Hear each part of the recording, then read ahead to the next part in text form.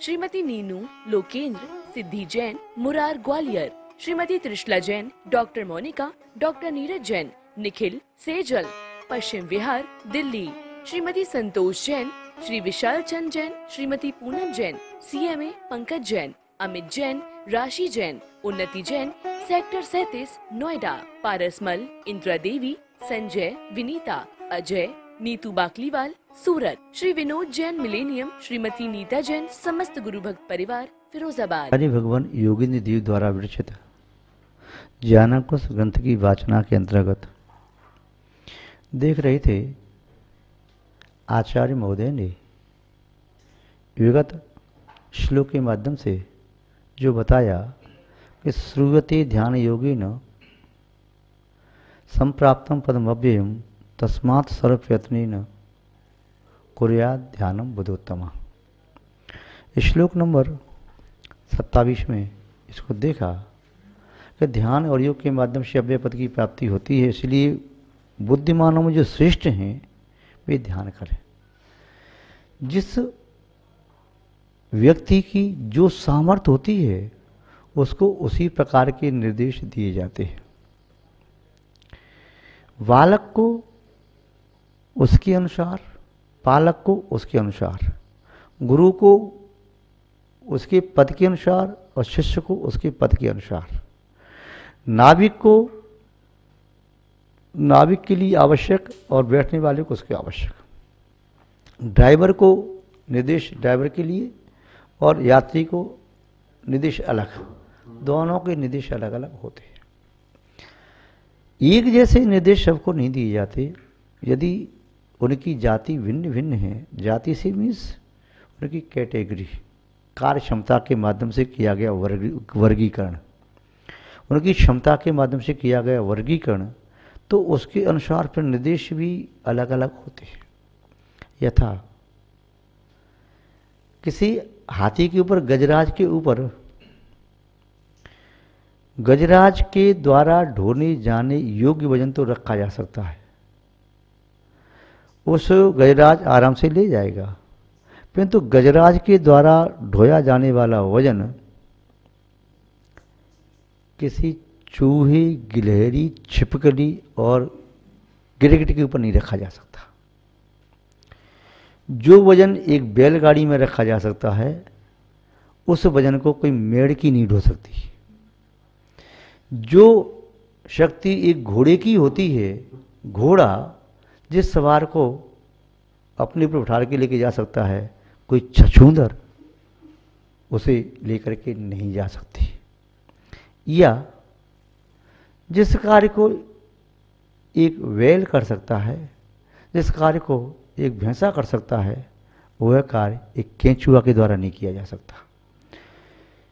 युवा के द्वारा किया जाने वाला कार्य नवजात शिशु के द्वारा नहीं किया जा सकता।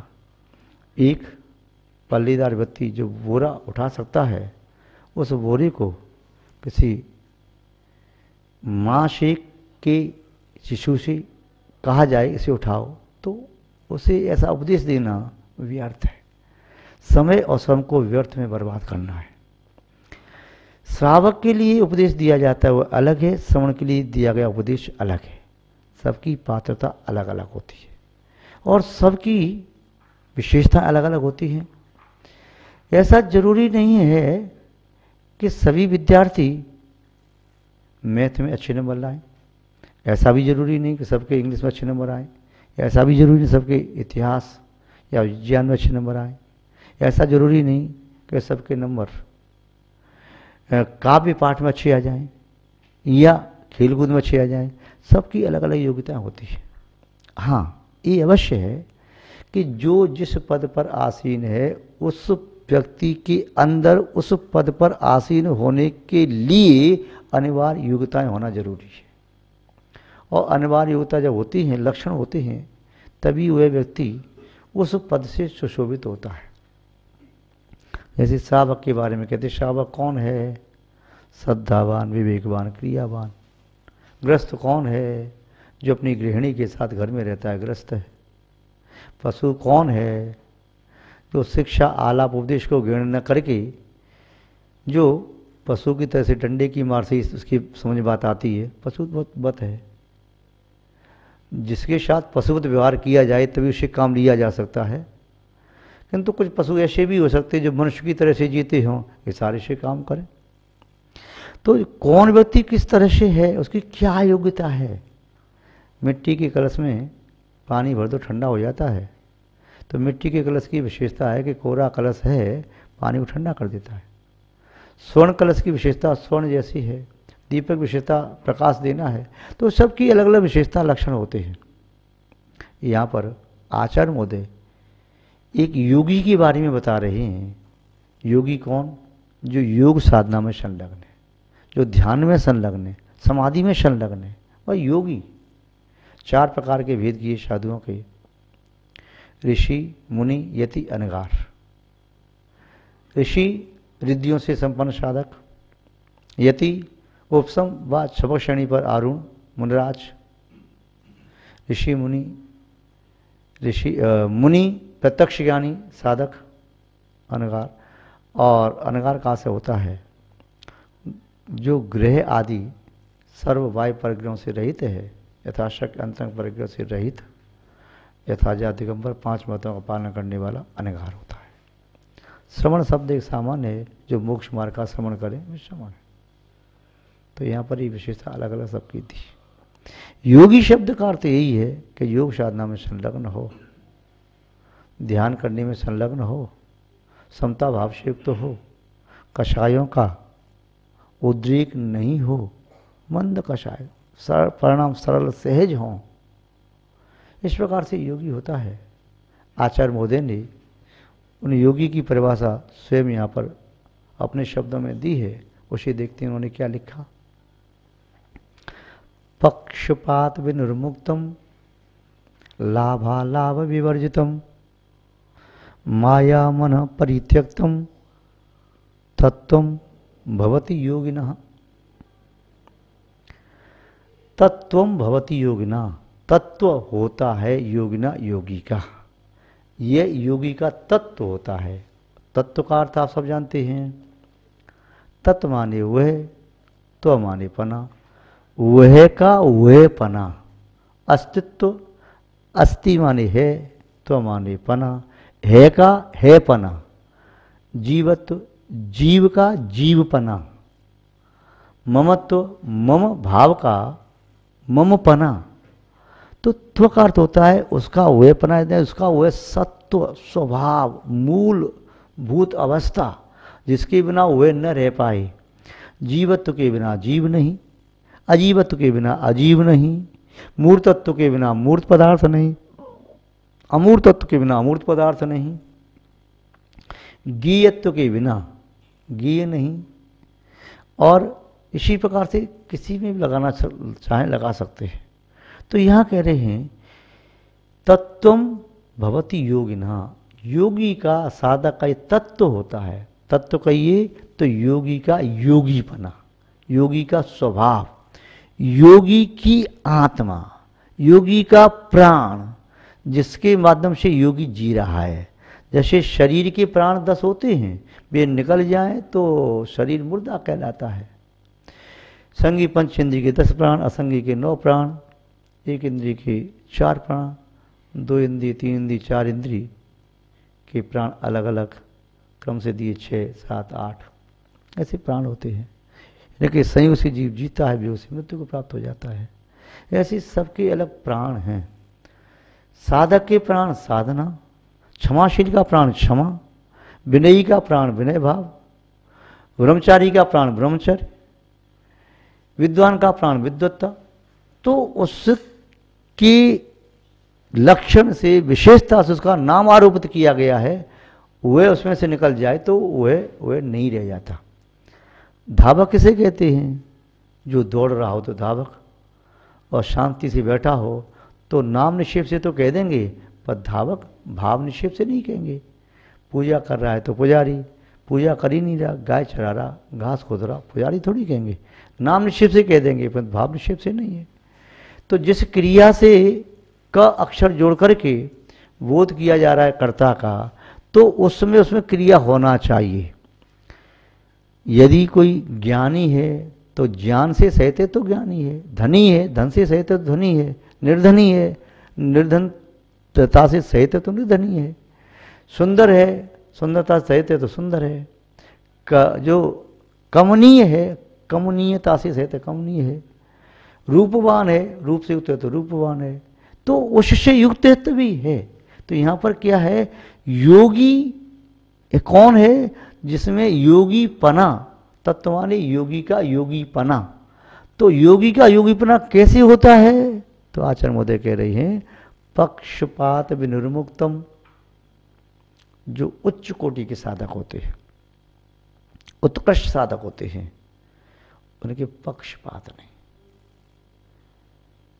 पक्षपात न मे वीरो न द्वेषम कपिलादिषु। भगवान महावीर स्वामी के प्रति पक्षपात नहीं और कपिलादि के प्रति विद्वेष का भाव नहीं। युक्ति युक्त जो वचन है, सत्य वचन है, उन्हें ग्रहण करने का सुख आत्मयथार्थी होता है। मैं एकांततः ये नहीं कहता कि मैं इन्हीं को स्वीकार करूंगा, मैं कहता हूं कि जिससे कल्याण होगा, युक्ति युक्त वचन है, सत्य वचन है, आपके वचन है, उससे ही कल्याण होगा। मैं ये नहीं कहता कि मुझे इस कुएं का पानी ही चाहिए, मैं तो ये कहता हूँ प्यास लगी है, जो पानी प्यास को बुझा दे वह पानी चाहिए, जिससे प्यास न बुझे वह पानी नहीं। जिससे गंदगी कूड़ा कचरा जल जाता है ऐसी अग्नि चाहिए, न जला पाए तो ऐसी अग्नि नहीं चाहिए।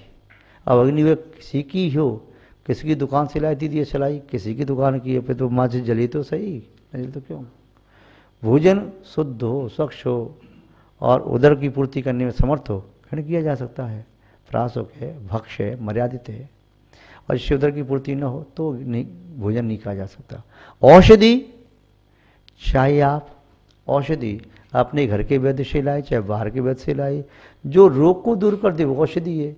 जिसमें रोग को दूर करने की क्षमता नहीं तो काय की औषधि। ऐसे ही योगी वह है जिसमें योगीपना है। तो इसमें पहली बात कही पक्षपात विनिर्मुक्तम, योगी पक्षपात से रहित होता है, वह पक्ष नहीं लेता, वह सत्य का प्रतीक होता है। लोग उसका पक्ष लेते हैं जो सत्य के जिज्ञासु, सत्य के प्रार्थी और सत्य के अन्वेषक, सत्य के संग्राहक होते हैं। कुछ लोगों से विद्वेष करते हैं जो सत्य के विरोधी, जो असत्य के पक्षधर, असत्य के प्रेमी, असत्य के विश्वस्त, असत्य के प्रार्थी होते हैं, वे सत्य मार्ग पर चलने वाले से विद्वेष करने वाले होते हैं।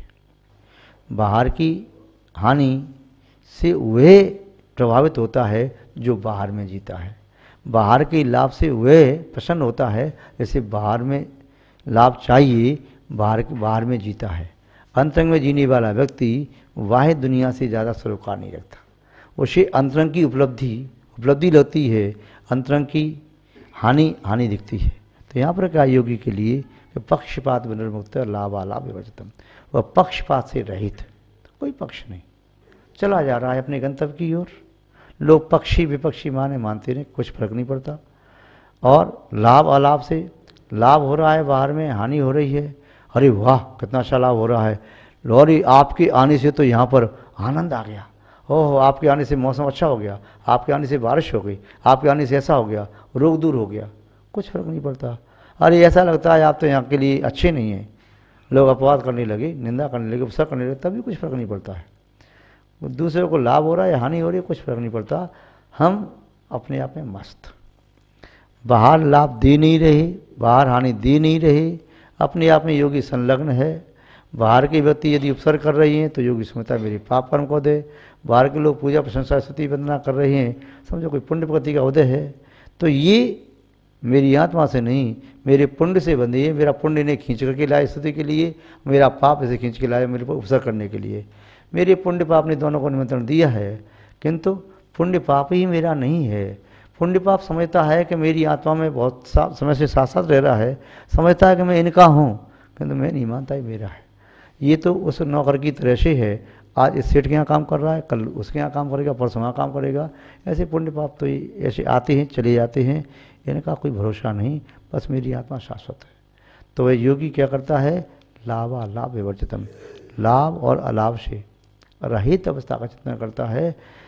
और आगे योगी के लिए बात कही जा रही है, माया मन परित्यक्तम। योगी क्रोध मान माया लोभ, इसका परित्यक्ता होता है। योगी ने इन कसायों को परित्यक्ता मान करके स्पर्श नहीं करना चाहता। परित्यक्ता, जैसे कुमार पवनंजय ने 22 साल के लिए अंजना को त्याग दिया, परित्यक्ता हो गई थी। श्री रामचंद्र जी ने सीता को कुछ समय के लिए परित्याग कर दिया था, परित्यक्ता। परित्यक्ता तब तक है जब तक सदोष है। ऐसे योगी ने कसायों को परित्यक्त मान लिया, अशुभ प्रवृत्तियों को परित्यक्त मान लिया। ये पुनः ग्रहण करने के योग्य नहीं।